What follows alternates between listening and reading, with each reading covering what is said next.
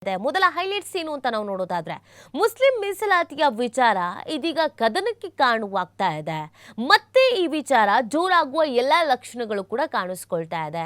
ಯಾರ್ಯಾರು ಏನಂದ್ರು ಈ ವಿಚಾರಕ್ಕೆ ಸಂಬಂಧಪಟ್ಟಂತೆ ಯಾವ ತರ ಸಮರ್ಥನೆಗಳಾಗ್ತಾ ಇದೆ, ಯಾವ ತರ ಆರೋಪಗಳಾಗ್ತಾ ಇದೆ, ಇದನ್ನು ನಾವು ನೋಡೋದಾದ್ರೆ 2 ಕೋಟಿ ರೂಪಾಯಿವರೆಗಿನ ಗುತ್ತಿಗೆ ಕಾಮಗಾರಿಗಳು ಹಾಗೂ 1 ಕೋಟಿ ರೂಪಾಯಿವರೆಗಿನ ಖರೀದಿ ಸೇವೆಗಳಲ್ಲಿ ಮುಸ್ಲಿಮರಿಗೂ ಮೀಸಲಾತಿ ಕಲ್ಪಿಸುವ ಕರ್ನಾಟಕ ಸಚಿವ ಸಂಪುಟ ಸಭೆ ಶುಕ್ರವಾರ ಕೈಗೊಂಡ ತೀರ್ಮಾನಕ್ಕೆ ರಾಷ್ಟ್ರೀಯ ಬಿಜೆಪಿ ಆಕ್ಷೇಪವನ್ನ ಎತ್ತಿದೆ. ರಾಜ್ಯ ಸರ್ಕಾರದ ವಿರುದ್ಧ ಟೀಕಾ ಪ್ರಹಾರವನ್ನು ಕೂಡ ನಡೆಸ್ತಾ ಇದೆ. ಉಪಮುಖ್ಯಮಂತ್ರಿ ಡಿಕೆ ಶಿವಕುಮಾರ್ ಅವರು ತಮ್ಮ ಸರ್ಕಾರದ ನಿರ್ಧಾರವನ್ನ ಪ್ರಬಲವಾಗಿ ಸಮರ್ಥಿಸಿಕೊಂಡಿದ್ದಾರೆ. ಇದರಲ್ಲಿ ಏನು ಮುಸ್ಲಿಮರಿಗೆ ಮಾತ್ರ ಮೀಸಲಾತಿ ಕೊಟ್ಟಿಲ್ಲ ಅನ್ನುವಂಥ ವಿಚಾರವನ್ನು ಕೂಡ ಹೇಳಿದ್ದಾರೆ. ಸೊ ಏನೇನು ಆರೋಪಗಳು ಮಾಡಲಾಗ್ತಾ ಇದೆ, ಟೀಕಾ ಪ್ರಹಾರಗಳು ನಡೀತಾ ಇದೆ ಅಂತ ನೋಡೋದಾದ್ರೆ ಕಾಂಗ್ರೆಸ್ ಸರ್ಕಾರದ ನಡೆ ದೇಶಕ್ಕೆ ಅಪಾಯ ಅಂತ ಬಿಜೆಪಿ ಅಭಿಪ್ರಾಯವನ್ನು ವ್ಯಕ್ತಪಡಿಸ್ತಾ ಇದೆ.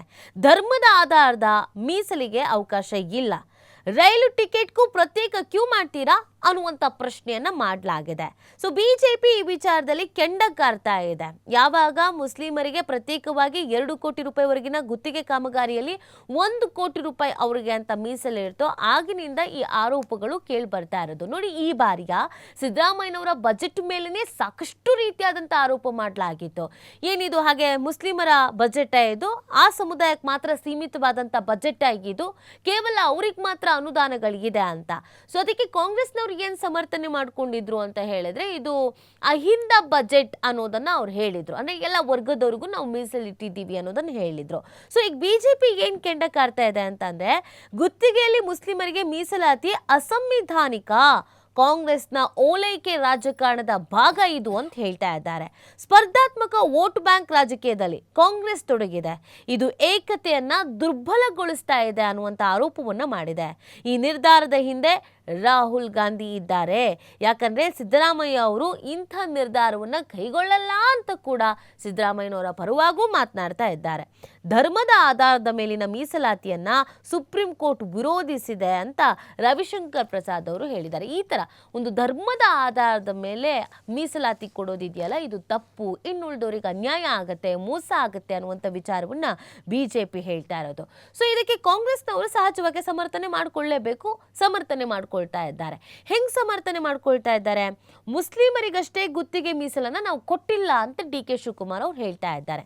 1 ಕೋಟಿಲಿ ಇನ್ನುಳಿದವರು, 1 ಕೋಟಿಲಿ ಮುಸ್ಲಿಮು, 2 ಕೋಟಿ ಆದರೆ 1 ಕೋಟಿಯಲ್ಲಿ ಇನ್ನುಳಿದಂಥ ಜನಾಂಗದವರು, ಸಮುದಾಯದವರು, ಇನ್ನು 1 ಕೋಟಿ ಮುಸ್ಲಿಂ ಸಮುದಾಯಕ್ಕೆ ಅಂತ ಮೀಸಲಿಟ್ಟಿರೋದು. ಅದಕ್ಕೆ ಡಿ ಕೆ ಶಿವಕುಮಾರ್ ಅವ್ರು ಏನು ಹೇಳ್ತಿದ್ದಾರೆ, ನಾವೇನು ಬರೀ ಮುಸ್ಲಿಮರಿಗೆ ಅಂತ ಮಾತ್ರ ಇಟ್ಟಿಲ್ಲ, ಬೇರೆಯವ್ರಿಗೂ ಕೂಡ ಕೊಟ್ಟಿದ್ದೀವಿ ಅಂತ ಹೇಳ್ತಾ ಇದ್ದಾರೆ. ಅಲ್ಪಸಂಖ್ಯಾತರು, ಹಿಂದುಳಿದ ವರ್ಗವೂ ಇದೆ, ಅಲ್ಪಸಂಖ್ಯಾತರೆಂದರೆ ಮುಸ್ಲಿಮರಷ್ಟೇ ಅಲ್ಲ ಅನ್ನುವಂಥ ವಿಚಾರವನ್ನು ಇಲ್ಲಿ ಡಿ ಕೆ ಶಿವಕುಮಾರ್ ಅವ್ರು ಹೇಳ್ತಾ ಇದ್ದಾರೆ.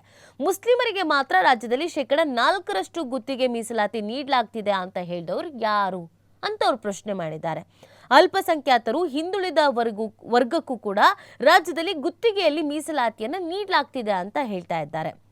ಅಲ್ಪಸಂಖ್ಯಾತರು ಅಂದರೆ ಮುಸ್ಲಿಂ ಅಷ್ಟೇ ಅಲ್ಲ, ಕ್ರೈಸ್ತ, ಜೈನ, ಪಾರ್ಸಿ, ಸಿಖ್ ಧರ್ಮದವರೂ ಕೂಡ ಬರ್ತಾರೆ ಅನ್ನುವಂಥ ವಿಚಾರವನ್ನು ಡಿ ಕೆ ಶಿವಕುಮಾರ್ ಅವ್ರು ಹೇಳೋದ್ರ ಮುಖಾಂತರವಾಗಿ ಸಮರ್ಥನೆ ಮಾಡ್ಕೊಳ್ತಾ ಇದ್ದಾರೆ, ಸಬೂಬು ಕೊಡ್ತಾ ಇದ್ದಾರೆ.